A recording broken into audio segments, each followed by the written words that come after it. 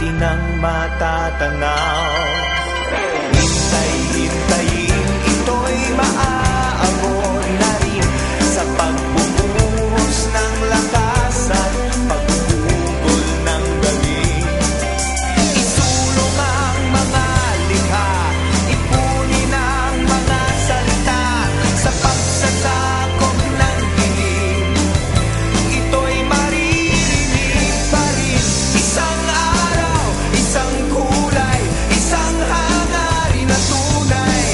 Ipagpigis mga kamay sa pagtawid nitong tulay.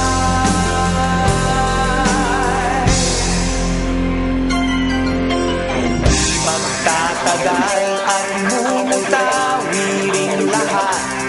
Sa mga labi ang likas at natutubong salita.